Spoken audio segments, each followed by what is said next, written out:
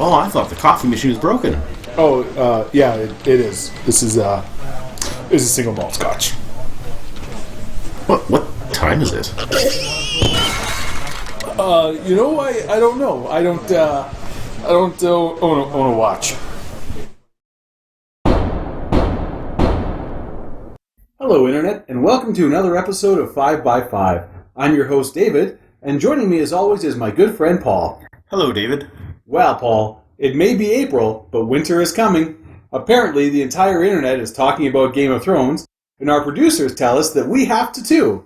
So, fair warning to everyone, we're going to be talking about specific events that happen in the show, and if you haven't seen the first 5 seasons yet, you're probably not someone who will be interested in a YouTube video about Game of Thrones, and maybe you should just check out our main movie preview by clicking here.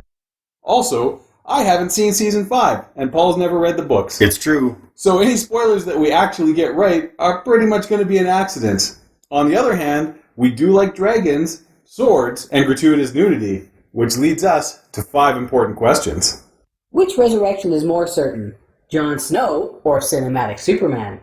There's no way that Superman can possibly stay dead, because Zack Snyder is not done making us hate him yet. Unfortunately, despite his best efforts, there still seem to be Superman fans out there, so his work is not yet finished. And he's going to have to bring Superman back from the dead, so that he can have him blow up a school bus, or start throwing nuns at Brainiac, or something even more horrifying. No, Dave, you're missing the clues. Jon Snow's body was literally left in the snow, keeping him perfectly cool, while some mega-powered witch who has an unholy crush on the bastard was suspiciously flown in to watch it happen. And Jon's wolf is guarding that body like it's a Thanksgiving turkey. But Superman? Snyder buried the guy where there's no healing yellow sun, and then put dirt on top, and his friends left him there, no one's trying to heal him. Honestly, that joyless Clark Kent had so little interest, he's probably happy to sit out the rest of this reboot. He probably is. The role of the Three-Eyed Raven was recast with fan favorite class act actor Max von Sydow. How does this reshape expectations for the character?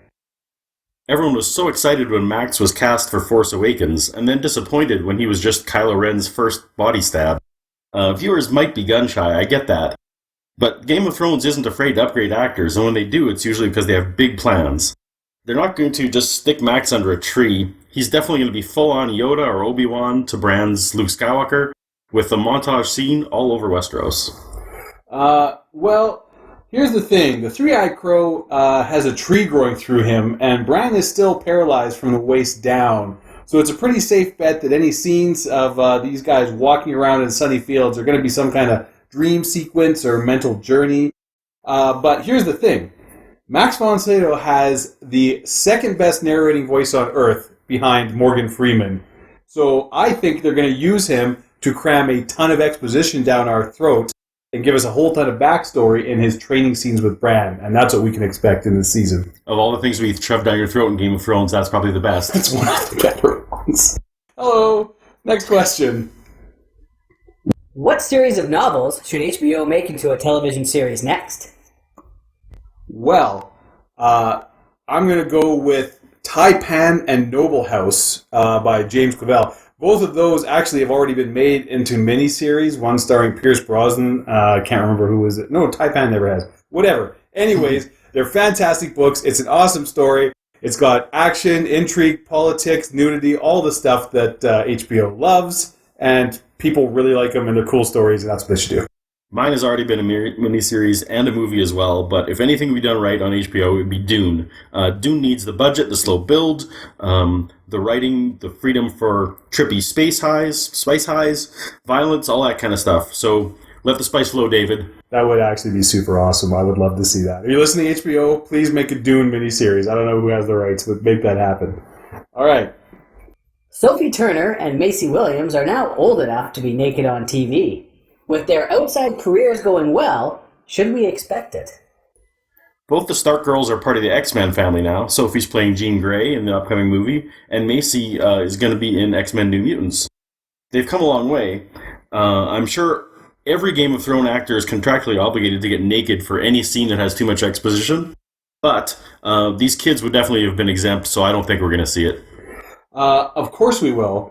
Because HBO knows that there's no better way to spike interest in their show, and you just know that Fox is looking at all the money that Deadpool made and is trying to figure out a way to make every single X-Men movie from here till the end of time R-rated, because studios love taking one aspect of successful film and applying it to other movies, and it's a lot easier than actually just making a good movie.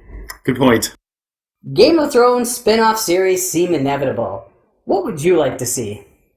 Jaime Lannister and Brienne of Tarth get out of politics and retire to Bravos to help Bran run his strip club, Stark Naked. Pretty soon they're using his charm and her freakish height to help people down their luck get a second chance at life. HBO brings you the online exclusive series, Stretch and the Lefty.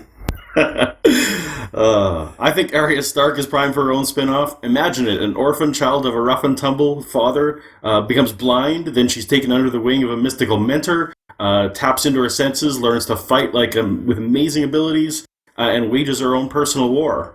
I think it could work. So like Daredevil? Yeah, kind of like Daredevil. Well, and that's that. So, that was 5 good minutes. If you enjoyed the show, be sure to like and subscribe, and remember, you can find us on Twitter at FractalCast. You might even want to come back next week when we're going to go into more depth about Captain America Civil War, and because we've got to get this right sooner or later, and maybe next week will be that week. Until then, this is 5x5, signing off.